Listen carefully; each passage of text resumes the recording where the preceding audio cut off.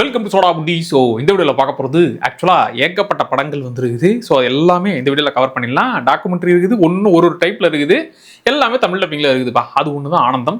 சரி, மொத்தமாக என்னென்னலாம் இருக்குங்கிற மாதிரி கவர் பண்ணி விட்டுறலாம். ஆல்ரெடி நான் இந்த ஸ்ட்ரேஞ்சர் திங்ஸோட அனிமேட்டட் சீரிஸ்க்கு ரிவ்யூ போட்டாச்சு. ஸோ அதையுமே இதில் சேர்த்துக்கிறேன். ஏன்னா படங்கள் நிறைய இருக்குது, அதோட சேர்ந்து இதுவும் இந்த வீக்கெண்டுக்கு என்னெல்லாம் பார்க்கலாம்னா இவ்வளோ இருக்குது.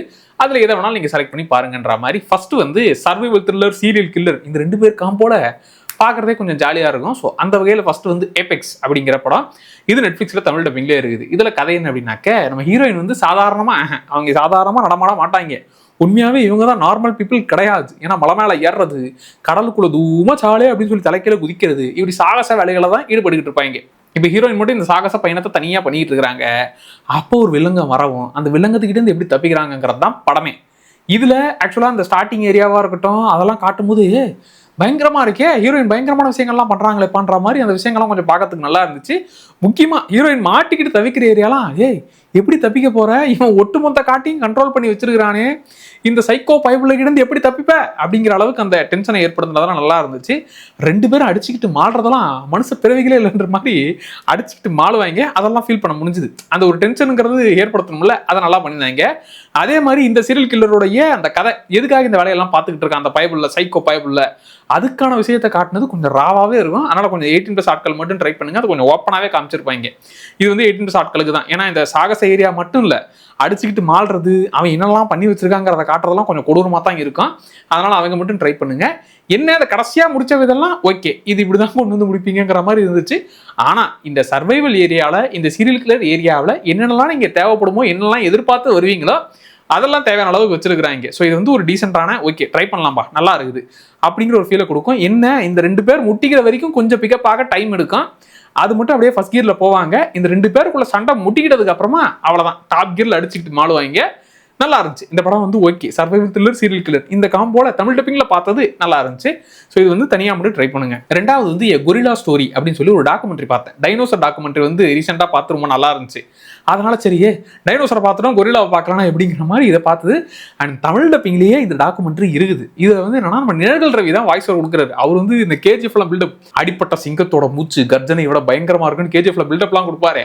அந்த மாதிரி இதுல பேப்லோ அப்படிங்கிற அந்த கொரில்லாவுடைய குடும்ப கதைகள், அது எப்படி ஆட்சியை பிடிச்சது, அது என்னெல்லாம் விஷயங்கள்லாம் பண்ணுச்சுங்கிற மாதிரி இதுல ஏகப்பட்ட பேர் ஒரு மாதிரி. இதுல உபுசு, அதுக்கப்புறம் இந்த பேப்லோ, அப்புறம் பீத்தோவான், இப்படின்னு ஏகப்பட்ட கொரில்லாஸோடைய அந்த பேர்லாம் சொல்லும்போது, அவங்களுக்கு க்ளோஸ் அப் எல்லாம் காட்டும் போது ஒரு மாதிரி அப்படியே ஜாலியா பார்த்துக்கிட்டு இருந்தேன். டாக்குமெண்ட்ரி அவங்க சொல்லது வாட்டின அமைதியா தான் இருக்குன்னு வைங்களேன். பட் அதை பார்க்கறதுக்கு இந்த டாக்குமெண்ட்ரிலாம் அப்படியே ஒரு மாதிரி பார்க்கறதுக்கு ஃப்ரெஷ்ஷா ஜாலியா இருக்குதா, அதனால ட்ரை பண்ணேன். நிழல்கள் ரவி வாய்ஸ்ல தமிழ் டப்பிங் உண்மையாக நல்லா இருந்துச்சு. தாராளமாக ட்ரை பண்ணி பாருங்க. டாக்குமெண்ட்ரி பிரியர்களா இருந்தீங்கன்னா இந்த டாக்குமெண்ட்ரி சும்மா ட்ரை பண்ணி பாருங்க. ஒரு 1.25 மணி நேரம் தான் அப்படியே போட்டு விட்டீங்கன்னா, அவர் சொல்ல அந்த கதைகள்லாம் கேட்டு இந்த கொரில்லா வர க்ளோஸ்அப்ல காட்ட ஒரு மாதிரி ஜாலியாக போகும். இந்த டாக்குமெண்ட்ரி வேணா ட்ரை பண்ணுங்க. நான் தமிழ் டப்பிங்ல இருக்குன்னு நினைக்கல, தமிழ் டப்பிங் இருந்ததுனால அதை பார்த்து விட்டேன். அடுத்து நிவின் பாலியோட படத்துக்கு போவோம், பிரதிச்சயா அப்படின்னு சொல்லி. இதுவும் தமிழ் டப்பிங்ல இருக்குது. இது வந்து ஹாட் ஸ்டார்ல இருக்குது. திரும்ப நிவின் பாலியோட படங்களா அவ்வளோ அடுத்தடுத்து வரதை பார்க்கறதுக்கு ஆனந்தமா இருக்குது. பிரேமம் டைம்லாம் அவருக்குன்னு ஒரு தனி கிரேஸ் இருந்துச்சு. அதுக்கப்புறம் எங்க போனாருன்ற மாதிரியே ஒரு டாக்லாம் இருந்துச்சுல்ல. சர்வமாயால அதை விட்டதை கொஞ்சம் பிடிச்சாரு. இப்ப அடுத்தடுத்து கொஞ்சம் படங்கள்லாம் பண்ணிட்டு இருக்கிற. அப்படி இதுல என்னன்னா, சிஎம் உடைய 2வது புள்ள தான் நம்ம நிவின் பாலி. சிஎம் வந்து நல்லவர் தான், அதாவது நல்லவங்களுக்கு நல்லவர், கெட்டவங்களுக்கு இவங்களுக்கு இதெல்லாம் பண்ணணும், இவங்களுக்கு அதை தான் பண்ணணுன்ற மாதிரி பார்த்து பிளான் போட்டு பண்ணக்கூடிய ஆளு. இப்ப சிஎம் மேலேயே ஒரு பெரிய வில்லங்கத்தை எடுத்துட்டு வந்து நிறுத்துறாங்க.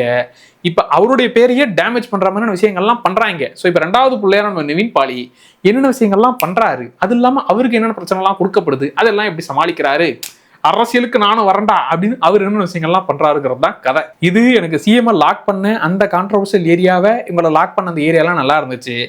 அதுக்கப்புறம் நிவின் பாலி வந்து பல விஷயங்கள் பண்ணக்கூடியது, இவங்களுக்கு எல்லாரும் டஃப் கொடுக்கக்கூடியது, இதுல சண்டை போட்டு அடிச்சுக்கிட்டு மாட்டுறது, அந்த ஏரியா கிடையாதுப்பா. நீ வந்து ஒரு மெயின் கேம் விளையாடணும்னா நான் ஒரு கேம் விளையாடுறேன், ரெண்டு பேரும் பேச்சுவார்த்தையிலே உன்னை போட்டு தள்ளுறேன்டா, பேச்சுவார்த்தையிலே உன்னை காலி பண்றேன்ற மாதிரி இந்த பரபரப்பான அரசியல் நுணுக்கங்கள் அப்படின்னு இந்த செஸ் கேம் விளையாடுற மாதிரி விளையாடுற அந்த ஏரெல்லாம் ஜாலியா இருந்துச்சு. நிவின் பாலி ஒரு மாதிரி இந்த கேரக்டருக்கு பக்காவா பொருந்துறாரு. அவர் இந்த அரசியல் களத்துக்குள்ள வந்து பண்ணக்கூடிய விஷயங்கள்லாம் நல்லா இருந்துச்சு. என்ன, இந்த டெம்ப்ளேட்ல இதுதான் இருக்கும், இப்படிதான் நடக்குங்கிறது கிளியரா தெரியும். இது ஒன்றும் புதுசா இவர் வந்துட்டாருப்பா, இவர் பல விஷயங்களை பண்ண போறாருப்பா அப்படிங்கிற மாதிரியான விஷயங்கள்லாம் இல்லை. அந்த பிரச்சனையில லாக் பண்ணதெல்லாம் நல்லா இருந்துச்சு. ஆனா அதுக்கப்புறம் இந்த பிரச்சனையை சமாளிச்ச விதெல்லாம் ரொம்ப அப்படியே நார்மலா அப்படியே ஃபிளாட்டா போன மாதிரி இருந்துச்சு. ஓகே பார்க்கலாம்ப்பா, தமிழ் டப்பிங்ல இருக்குது, ஓடிடில இருக்குது, அதுக்காக வேணா பார்க்கலாம். இந்த ஃபேமிலியாவே நீங்க ட்ரை பண்ணலாம். ஸோ அதுக்காக இந்த படத்தை ட்ரை பண்ணது. அதான் சொல்லுவாங்கல்ல, ஏடா தமிழ் படம்னா இதே நேரத்துக்கு போட்டு அடியேன்னு அடிப்பீங்க, மலையாள படம் அப்படி தூக்கி வச்சு கொண்டாடுவீங்கன்னா இதை ஒன்றும் கொண்டாடலையே. இது வந்து ஆவரேஜா தான் ஃபீல் ஆச்சு. ஓகே பார்க்கலாம். செகண்ட் ஹாஃப்ல சமாளிச்சதெல்லாம் நல்லா இருந்துச்சு. பட் இந்த டெம்ப்ளேட்ல நிறைய பார்த்ததுனால ஓகேப்பா பார்த்த படமா தான் ஃபீல் ஆகுது. அதனால ஒரு ஆவரேஜ் படமா தான் எனக்கு இது ஃபீல் ஆச்சு. அண்ட் இந்த படம் பார்த்துருந்தீங்கன்னா எப்படி இருந்துச்சுன்னு சொல்லுங்க. அடுத்து வந்து ஹாப்பி ராஜ் அப்படிங்கிற படம். இதை நான் நடுவில் தேட்டர்லேயே பார்த்தேன். அப்படியே ரிவ்யூ போடலாம்னு நினச்சேன், அப்படியே ஸ்கிப் ஆகிட்டேன். சரி மொத்தமாக ஓடிடிக்கு வரும்போது சேர்ந்து போட்டுடலாம்னு சொல்லி இதில் எனக்கு சத்தியமாக நாங்கள் கேங்காக ரொம்ப நாள் கழிச்சு மீட் பண்ணதுனால சரி ஹாப்பி ராஜ் போகலாம் அப்படின்றதுனால அங்கே போனால் ஹவுஸ்ஃபுல் காட்சிகளாக நாங்கள் பார்த்தது. எனக்கு என்னன்னா ஃபர்ஸ்ட் ஹாஃப் சுத்தமாக ஒட்டவே இல்லை. ஏய் இது ஏடா நல்லா இருக்குன்றாங்க, எல்லா பக்கமும் கொஞ்சம் பாராட்டிக்கிட்டு இருக்காங்களே, பெருசாலாம் ஒன்றும் இல்லையே. எனக்கு சீரியஸாக ஜிவி பிரகாஷ் பண்ணக்கூடிய காமெடி அவர் கொஞ்சம் அந்த 2K கிட் மாதிரி பிஹேவ் பண்ணுறதெல்லாம் கொஞ்சம் ஏங்க இப்படிலாம் பண்ணிட்டு இருக்கிறீங்க அப்படிங்கிற மாதிரி தான் ஃபீல் ஆச்சு. ஃபர்ஸ்ட் ஹாஃப்ல பண்ணக்கூடியதெல்லாம் போரும் பாஸ், முடியல பாஸ் அப்படிங்கிற மாதிரி தான் லிட்டரலாக எனக்கு ஃபர்ஸ்ட் ஹாஃப் பெருசாக செட்டே ஆகலை. ஆனால் செகண்ட் ஹாஃப்ல நம்ம மரியம் ஜார்ஜ் அவரை வச்சுக்கிட்டு அவர் பண்ணக்கூடிய சென்டிமெண்ட் சீனு அப்பாஸு அதுதான் அப்புறம் தான் நான் யோசிச்சு பார்த்தா ஜிவி பிரகாஷோட மற்ற எல்லாருமே இந்த கதையில நமக்கு ஃபீல் பண்ண வைக்கிறாங்க. ஜிவி பிரகாஷோட அம்மா கேரக்டர் அவங்களும் காமெடியில் ஸ்கோர் பண்ணாங்க. ப்ளஸ் ஜிவி பிரகாஷோட அப்பா கேரக்டர் அப்புறம் அப்பாஸ் கேரக்டர் இருக்கிற மற்ற எல்லா கேரக்டருமே ஒரு மாதிரி நல்லா தான் பண்ணியிருந்தாங்க. எனக்கு செகண்ட் ஹாஃப்ல அந்த சென்டிமெண்ட் ஏரியா அதெல்லாம் வச்சு சமாளிச்சிட்டாங்க. ஓகேப்பா நான் ஃபர்ஸ்ட் ஹாஃப் வந்து டோட்டலாக டிசப்பாயின்மெண்ட் ஆகிட்டேன், என்னது இது அப்படிங்கிற மாதிரி தான் ஃபீல் ஆனேன்.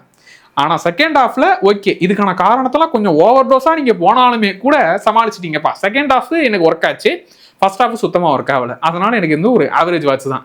ஏன்னா ஃபர்ஸ்ட் ஹாஃப் ஏங்க அநியாயம் பண்ணிட்டு இருக்கிறீங்க காமெடிங்கிற பேர்லன்ற மாதிரி கடுப்பாச்சு. செகண்ட் ஹாஃப்ல சென்டிமெண்ட் ஏரியாவா அண்ட் இந்த கேரக்டர் உண்மையான ஜிவி பிரகாஷ்லாம் சார் நீங்கள் கொஞ்சம் ஓரம் போங்க சார், அப்பா கேரக்டர் நல்லா பண்ணுறாரு சார் அப்படிங்கிற மாதிரி அவர் பண்ணக்கூடியது. அவரை ஒரு மாதிரி டம்மி பண்ணி ஓவரா சென்டிமெண்ட் ஆக்கிடுவாங்களான்னு நினைச்சேன். அவர் அசால்ட்டா அப்பாஸை போட்டு லெஃப்ட் அண்ட் ரைட் வாங்குறது ப்ளஸ் அவர் சைடில் இருக்கிற விஷயங்கள்லாம் அப்பாஸ் கிட்ட பேசுறதுங்கிற மாதிரி அந்த ஏரியா அந்த சென்டிமெண்ட் ஏரியா வந்து கொஞ்சம் அதிகப்படியாக போனாலுமே கூட எனக்கு ஒர்க் ஆச்சு. ஸோ செகண்ட் ஹாஃப்ல சமாளிச்சிட்டாங்க. ட்ரை பண்ணி பார்க்கலாம், ஓடிடிக்கு தாராளமாக ட்ரை பண்ணலாம். அது இல்லாமல் ஸ்ட்ரேஞ்சர் திங்ஸோட அனிமேஷன் சீரிஸ் வந்திருக்கு, அது தனியாக ரிவ்யூ போட்டேன், ஜஸ்ட் அதையும் சேர்த்துக்கிறேன். அது 10 எபிசோடு தமிழ் டப்பிங்ல இருக்குதுப்பா. இது வந்து வெறும் குட்டீஸ்க்கான மிஷனா அவங்க குட்டீஸ் எல்லாம் சேர்ந்து சால்வ் பண்றாங்க. அதனால இது குட்டீஸ் நல்லா என்ஜாய் பண்ணி கூட வகையில தான் இருக்குதே தவிர பெரிய கேரக்டர்ஸ் நம்ம ஃபேவரட்டான தலைங்கள்லாம் சும்மா தலையை காமிச்சிட்டு போயிட்டாங்க. தனி கேன் வந்த கேரக்டர்ஸாக தான் அவங்களாம் இருந்தாங்க. ஏங்க அவங்களாம் எங்கெங்க போனாங்கன்ற மாதிரி மற்றவங்க எல்லாம் பெருசாகவும் டச் பண்ணல. அவங்க வருவாங்க திடீர்னு காணாமல் போயிடுவாங்க. வெறும் இந்த குட்டீஸ்க்கான ஒரு குட்டி மிஷனாக தான் இந்த சீரிஸ் அனிமேஷன் சீரிஸ் இருக்குது. வேணும்னா குட்டீஸ்க்கு போட்டு விடுங்க, நீங்களும் பாருங்க, டிசப்பாயின்மெண்ட்லாம் ஆக மாட்டீங்க. பட் பெரிய மிஷனை சால்வ் பண்ணிட்டாங்கப்பா அப்படிங்கிற ஒரு ஃபீல் வராது. ஒரு ஜாலியான ஒரு குட்டீஸ்க்கான மிஷன். சரி இதுல எத்தனை பார்த்து முடிச்சிட்டீங்க, இந்த வீக்கெண்ட்ல நீங்க என்னென்னலாம் லிஸ்ட் வச்சிருக்கீங்கன்றத கமெண்ட்ல சொல்லுங்க, அதை நானும் தெரிஞ்சுக்கிறேன். இதுல எத்தனை முடிச்சிட்டீங்கிறத கமெண்ட்ல சொல்லுங்கப்பா. அப்படியே சோடா பிடிச்ச சேனலை சப்ஸ்கிரைப் பண்ணிக்கோங்க. Tata bye.